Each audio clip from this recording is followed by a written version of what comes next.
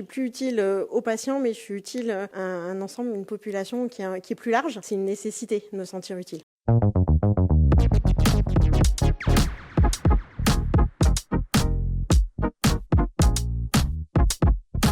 Je suis médecin généraliste. J'ai exercé pendant une petite dizaine d'années en libéral. Changé un petit peu d'exercice avec un exercice en centre de santé universitaire pendant une dizaine d'années aussi. Et envie de changement. J'avais travaillé avec mes anciens collègues de la veille sanitaire. Donc je me suis dit pourquoi pas essayer, aller voir.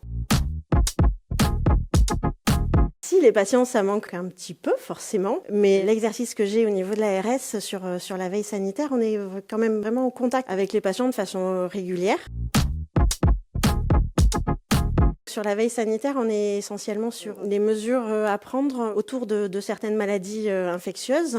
On est informé par les soignants. Et ensuite, en fonction du type de maladie, on recherche un petit peu toutes les mesures à prendre et on adapte en fait nos recommandations à la situation qui nous est formulée. Et ça va être complètement différent en fonction du type de pathologie. Avoir des liens avec médecine scolaire, mais on peut aussi avoir des liens avec les ingénieurs, santé environnement, quand c'est des maladies qui sont liées. Des infections à méningocoque, par exemple. Il y a des mesures à prendre pour toutes les personnes qui ont été en contact rapproché. Il y a un traitement antibiotique qui est préconisé. Donc nous, notre travail, c'est de les retrouver, ces personnes-là, de leur expliquer la situation, puis de nous assurer qu'ils puissent avoir accès à ces traitements préventifs. En ce moment, on surveille, nous, de façon un peu plus rapprochée, par exemple la rougeole. On sait qu'il y a quelques épidémies, quelques foyers sur d'autres régions de France. Nous, on n'en a pas, donc on essaye vraiment de circonscrire les cas isolés.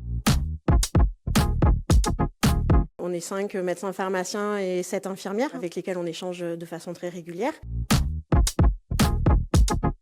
C'est surtout le contact avec les patients. J'ai beaucoup pratiqué auparavant, donc pour expliquer aux gens, les rassurer, en même temps en leur faisant comprendre l'intérêt de mettre en œuvre les recommandations qu'on leur donne. On ne parle pas du tout de la même façon des recommandations à un particulier qu'à un hospitalier ou un médecin généraliste. Non, pas vraiment. On est vraiment totalement dépendant de ce qui va se passer. Et on est aussi, nous, vraiment porte d'entrée de tout type de signalement. Un feu dans une usine avec des produits chimiques, on va aussi être informé parce que il risque d'y avoir des dégagements de fumée, de produits toxiques et il va aussi falloir prendre des mesures pour les populations autour. Ce qu'on fait ici est très méconnu du monde des soignants. Moi, je suis vraiment médecin libéral au départ et je ne savais pas du tout l'étendue des choses qu'on pouvait faire ici. Et ça fait vraiment partie des choses que j'essaye de faire, le lien avec les soignants qui comprennent ce qu'on fait aussi, ce qu'on peut leur apporter, comment mieux travailler ensemble. Nous, on a besoin d'eux, mais ils peuvent avoir besoin de nous et on peut leur apporter des choses et on a tous à y gagner en fait. Réactivité, apprentissage, parce que j'apprends tous les jours, parce que je ne suis pas spécialiste de tout, loin de là, et diversité.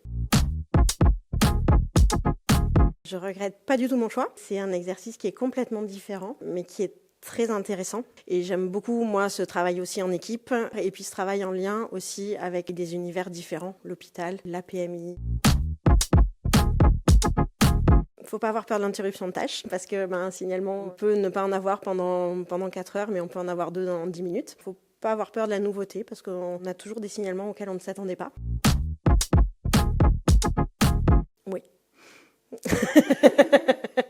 Je ne pourrais pas exercer un métier où je ne me sentirais pas utile. Je suis médecin à la base. Là, je suis plus utile aux patients, mais je suis utile à un ensemble, une population qui est plus large. C'est une nécessité de me sentir utile. Moi, je suis arrivée à l'ARS en même temps que le Covid. Ça a été une période très, très particulière. Je changeais complètement d'exercice médical. Et 2, la période était nouvelle. Je savais pas à quoi m'attendre en venant travailler à l'ARS et d'avoir pu répondre à des questions avec le peu de connaissances qu'on avait, avec l'évolution qu'il y a pu y avoir, pouvoir répondre à des médecins sur une organisation de leur cabinet comme on a pu le faire ou rassurer des personnes. Ouais, ça a été un moment très, très particulier. Un sourire et on continue à avancer.